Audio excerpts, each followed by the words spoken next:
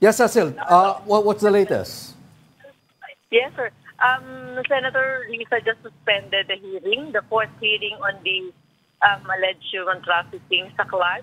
And hindi, no-show again si Mayor Guo. Ang claim niya ay may sakit sa mental health something yung sinasabi niya.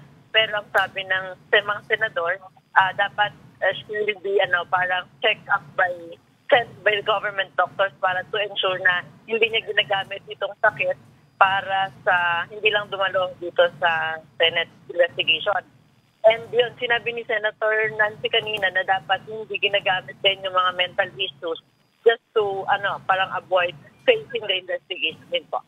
Okay, Grace, I understand that lumabas sa hearing din yan.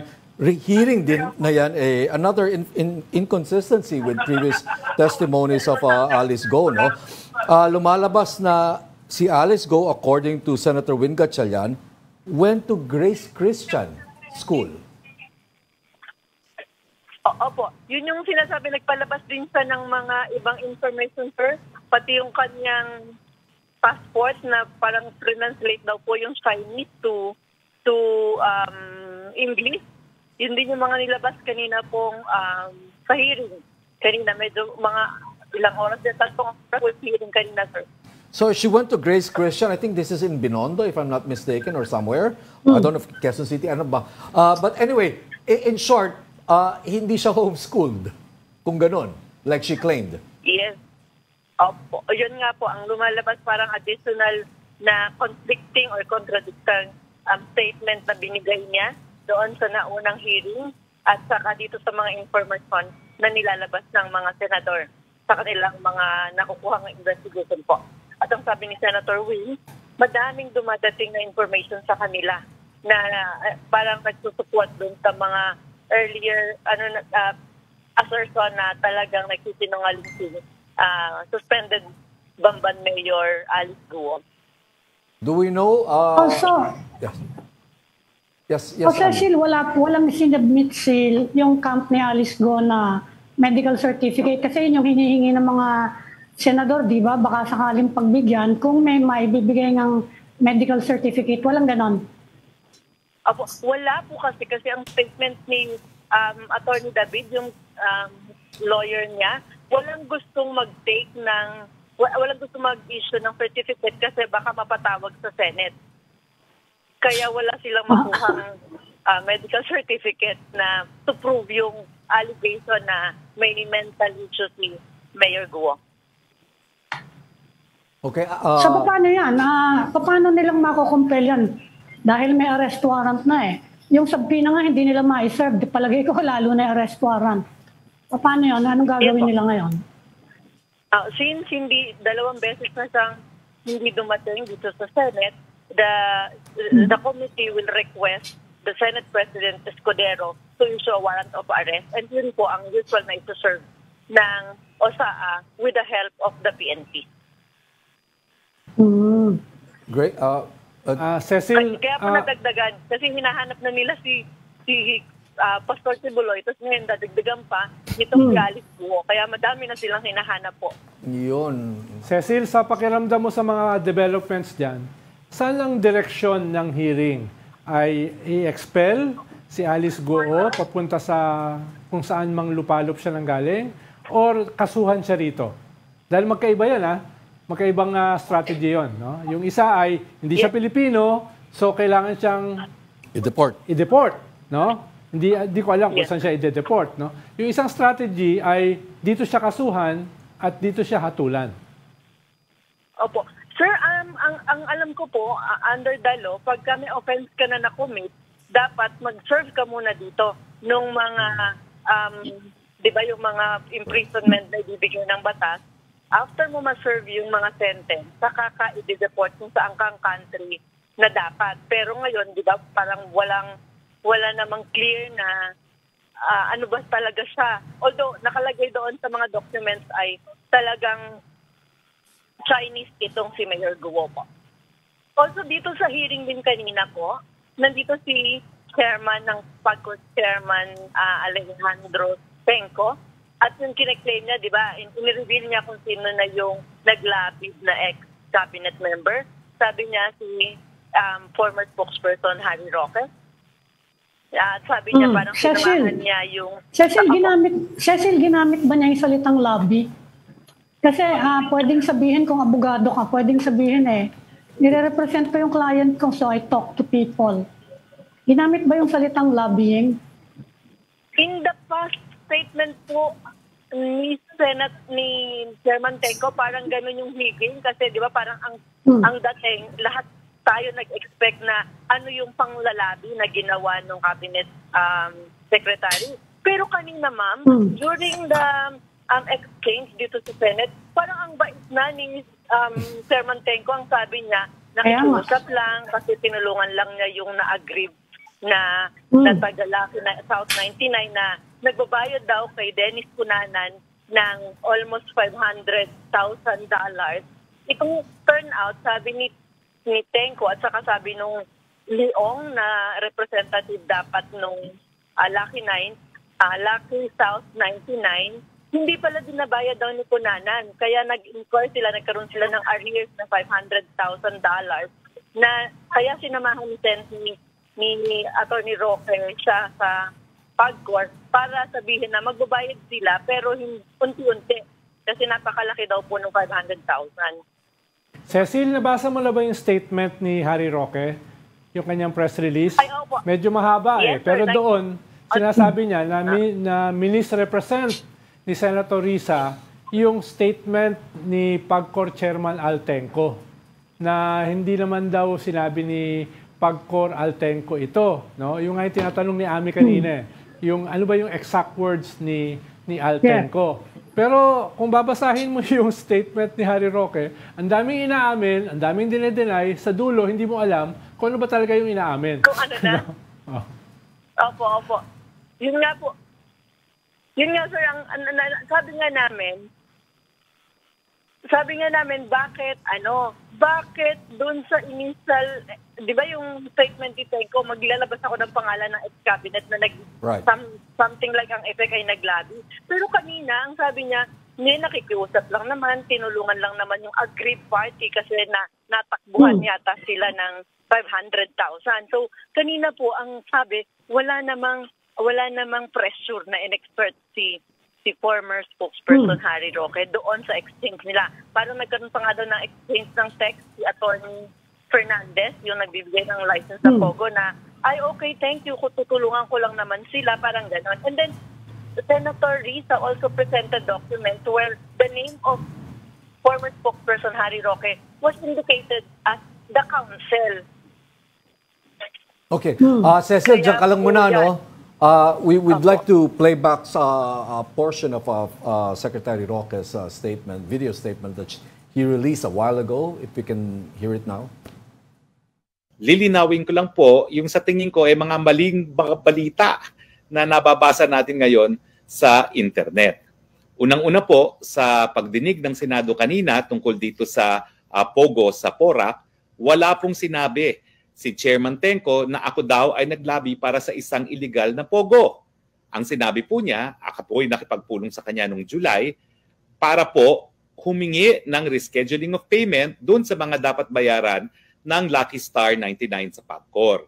Ang dahilan ay dahil itong si Miss Cassie Ong na sinamahan ko, nakakilala ko pong empleyado ng Whirlwind Corporation, isang service provider at yung nagpapaupa sa Lucky South 99, ay nabiktima ang Lucky South ng estafa. Yung pera na ibinigay sa kanilang representante sa PAGCOR, di umano, no, na si Dennis Cunanan, ay hindi pala nakarating sa PAGCOR. Kaya nagkaroon sila ng isang sulat galing sa PAGCOR na naniningil ng mga pagkakautang. So yan po naman ay inamin ni Chairman Tenco at ni Attorney Jeza Fernandez. Wala pong napag-usapan tungkol sa lisensya. Kasi ang binanggit nga po ni Chairman Tenco doon ay kakalabas lang ng kanilang bagong guidelines para sa internet gaming. Pero malinaw po nung panahon ng pagmi-meeting namin ng July 2023, hindi po illegal ang Lucky South. Kaya hindi po pwede na ako'y naglabi sa isang illegal na Pogo. Pangalawa, pinabubulaan ko po o pinasisinungalingan ko yung naging konklusyon ni Senator Ontiveros na ako daw ay legal counsel ng Lucky South dahil sa isang organizational chart na isinumiti sa PAGCOR, ako'y nakasulat doon bilang isang legal counsel. Ma'am, para naman po maging ebidensya ang organizational chart na yan sa aking pagiging legal counsel sa Lucky Star, dapat nyo naman pakita na number 1, na ako'y may kinalaman doon sa pagsumite ng organizational chart na yan. O di naman kaya, ako'y pumayag na ilagay ang pangalan ko dyan. Gaya ng sinabi ko po sa media, hindi ko po alam kung bakit nandyan ang pangalan ko. Dahil wala po akong kahit anong kinalaman sa pagsusumite ng mga dokumentong yan, dahil sa mulat-mula po, sinasabi ko naman, hindi ako ang abogado ng Lucky South pagdating sa kanyang mga lisensya. At never ako naging abogado ng Lucky South. So hindi siya abogado. Those denials are very highly qualified. Ano? Hindi siya abogado. So when he approached and interceded for this POGO, for Lucky South, he was interceding as what? As a friend. As a friend. Okay. Opo. Okay. Hindi din naman, si Senator Risa, hindi rin naman niya sinabing naglalabi si Secretary Roque. Ang pinakita niya lang, ayun, nakinig siya dun sa mga sinabi ng resource person, and nung towards the end, then may pinakita po na mga documents showing that the name of Secretary Roque was as the counsel. Now, if Secretary Roque claiming na hindi niya alam na nilagay yung pangalan niya doon, it's different matter altogether. Di ba? Parang, sikahin siguro po niya yung Lucky South kasi nilagay yung pangalan niya. Si Senator Risa was just quoting the document.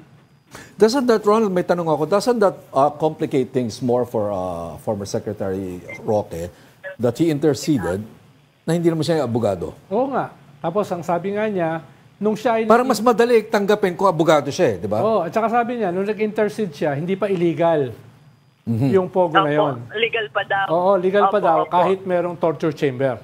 Okay. Yes. Hindi nung...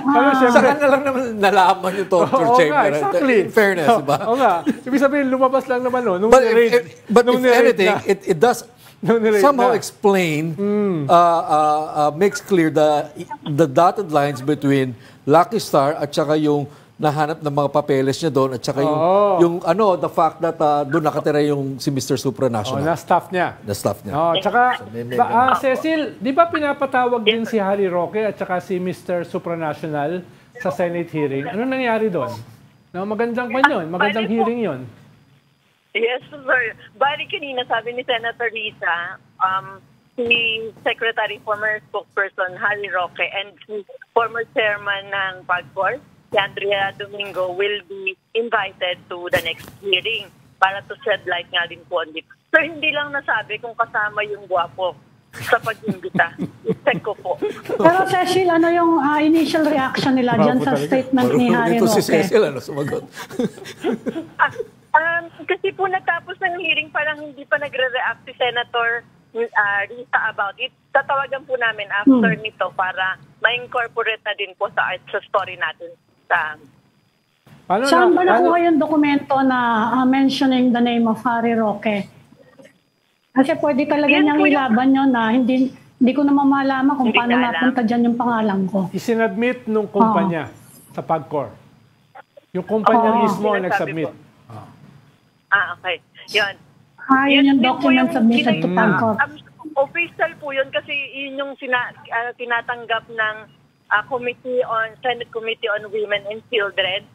At kasama din nga din na po si A.R. de la Serna doon sa invitation for next hearing. Apo. Tsaka, Ami, kung babasahin mo yung statement ni Harry Roque, ay hindi kasi ako learned eh. Kaya marami kasi rito nakasulat, ang daming paragraphs. Tapos, dito ay representative ako ng kumpanya, dito ay hindi. Dito ay representative ako ng lessee. No, kaya dapat siguro mas i-deconstruct itong statement na ito. Na ano ba talaga yung kanyang nire-represent? Pwede talaga yun eh. Pwedeng different lawyers handling different aspects of corporation. Saka tama siya, yung POGO na yan, at nag-umpisa yan na legal, tapos, hindi lang ni-renew, di ba? That was what the PAGCOR chief told us, na nagpa-reapply sila, meron silang mga ni-reject, merong mga hindi nag-reapply. Kaya ang status nila ngayon, illegal. Yeah. Pero Yes. at that time, according to Harry Roque, kasi hindi ko kabisado yung date kung kailan nangyari, at that time, meron pang lisensya. So kung meron mang siyang tinutulong-tulong nun, pwede ngang sabihin na he was not helping an illegal pogo. At Right. that time, hindi pa illegal. In fairness, Ronald. Yes. Yes. Oo, Ang ganun sinasabi yan, lang naman ganun. natin, yung human trafficking, Yes, ma'am. nangyari much earlier. Ibig sabihin, Hindi na-discovery naman lang yan. alam yun eh. Oh, na-discovery lang yan nung ni-raid. Di ba? Nung na-discovery inimbestigahan, nung ni-raid. ni-raid, etc. Eh talaga namang hindi madi-discovery yan dahil hindi pa nire-raid eh. Kaya yung Saka thin din po line yung- na yon ng legality ay medyo delicate. Apo. Saka sir, yung sabi nila, yung Lucky 99, nung unang term ni President Duterte, 300 square meters ba yung hinihingi nilang license para dun sa area. Nung daw pong after na, nung itong panibagong humihingi na sila ng panibagong license, parang nag-triple na, naging 900, na yung instead from 300. So, kaya dinis-approve na yung application nitong company na ito. Sabi ni Chairman Tenco kanina sa hearing. At also po, may ni-raise pa din yung mga email addresses daw po nung Whirlwind Pogo at saka yung isa pa, ang ginamit na email address ay katulad ng ginagamit dun sa kay Michael Yang na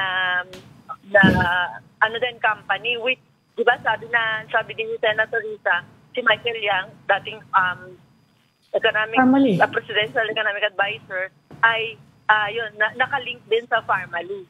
So, nanganganak po yung connection nitong mga investigation dito sa kaninang ginawa ng Senate Committee on Women and Children.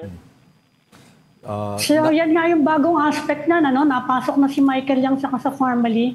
So, that's another aspect na ipapursue din ng Senate.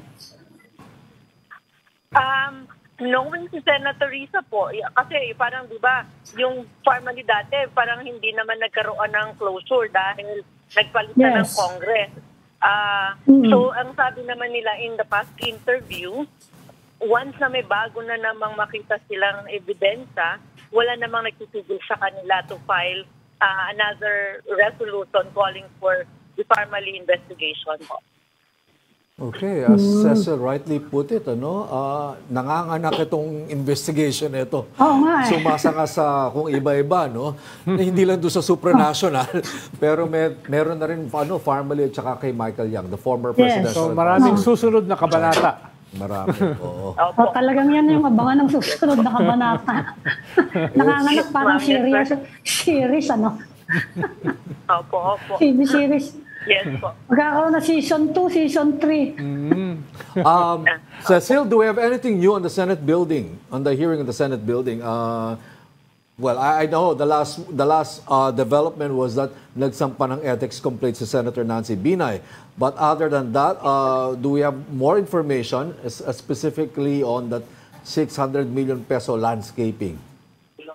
Opo, before yung itong conversation natin, sir, nag-start na po yung hearing ni Senator Cayetano. And hanggang naghintay ako matawag, parang dinidetail na kung ano-ano yung mga ini-investigate. At sabi namin, parang siyan maririnig namin. Limited yung sinasagot ng mga resource person. So, yun po, kanina ongoing. Tapos ngayon parang wala na sa monitoring namin. Inend na po. Ang alam, hindi naman po bumaba si Senator Nancy. Kaya hindi masyadong ma-action ngayon yung investigation. Anong status Anong latest dun sa magre-reconciliation talks daw eh? Oh, yung ethics Magkakaroon case. daw ng meron bang any progress on that effort? At saka Cecil, ano yung laman? Ano yung laman ng final ni Nancy Binay? Ayan, yung kahapon, sa araw, sabi niya kasi na-violate kasi tinawag siyang buang, tapos yung mga standard daw ng lawyer, dapat hindi nga naman ganon. And then, nasasaktan si Senator Binay because nung naalala niyo yung 2015 nung kay former Vice President Benjamin Binay, sila yung mga anak yung nasaktan. Ngayon sabi niya, ramdam niya, yung anak niya naman, baka yun naman yung mag-suffer. So yun yung iniwasan daw po niya. Kaya ngayon nagsasalita na siya at ayaw niya na ulit mauulit. medyo naiyak na nga ng konti si ma'am, pero yan, napigilan naman niya. And sabi niya, sana para mag-stick lang. 4 yung sinasabing na violate ni Senator Cayetano. And na-interview namin si Senate President Escudero. Parang sabi niya malalaki na sila.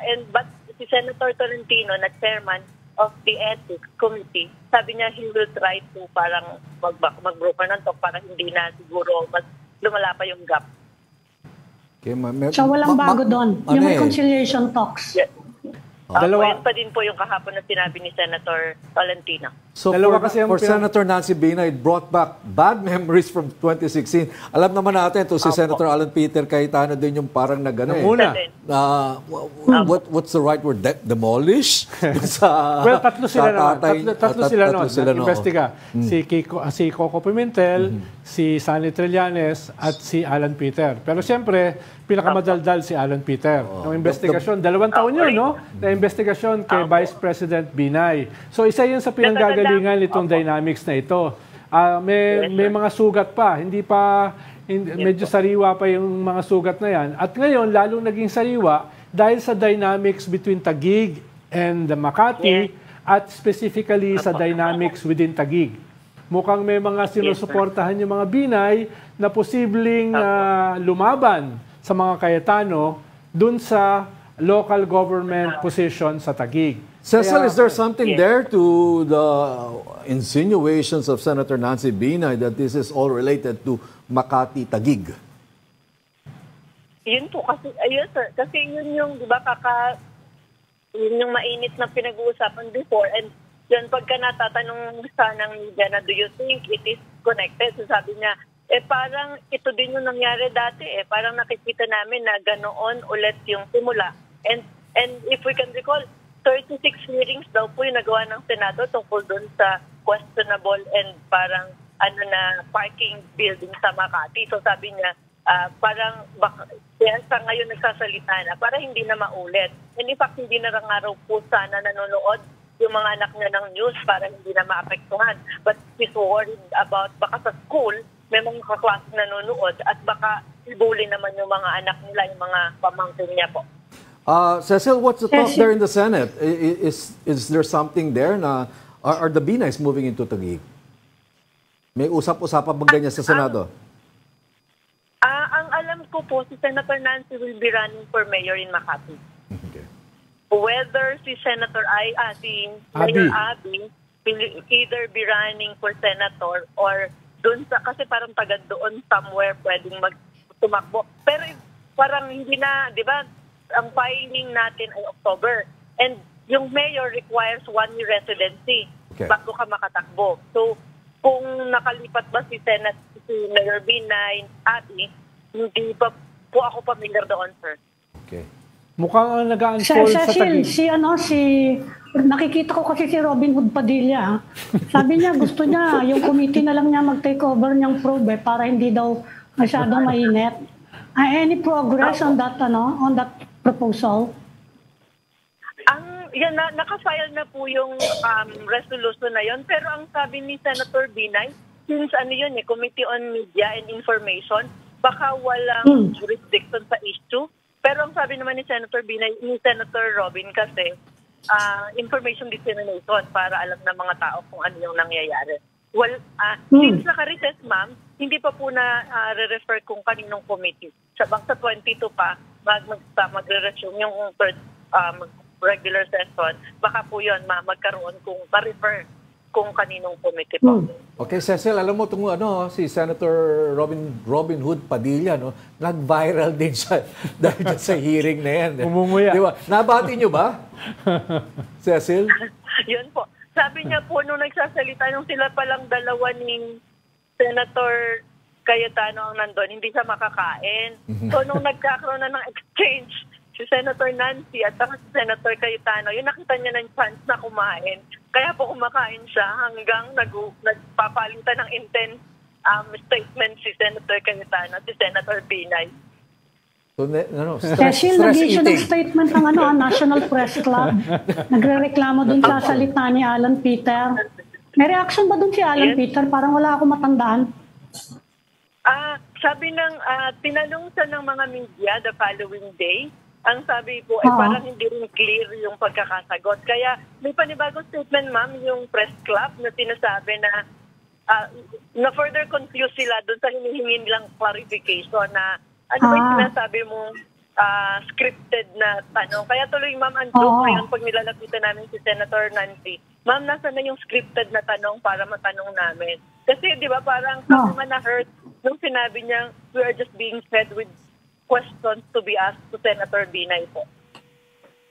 So, walang dagdag na clarification si Alan Peter so far?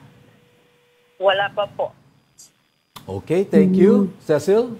Thank you so much. Thank you po. Good afternoon, Thank you, ma'am. Good Cecil. Salamat, afternoon, sir. Cecil. Thank you po. That was Yes. Philippine Star correspondent Cecil Suerte Felipe talking to us from the Senate.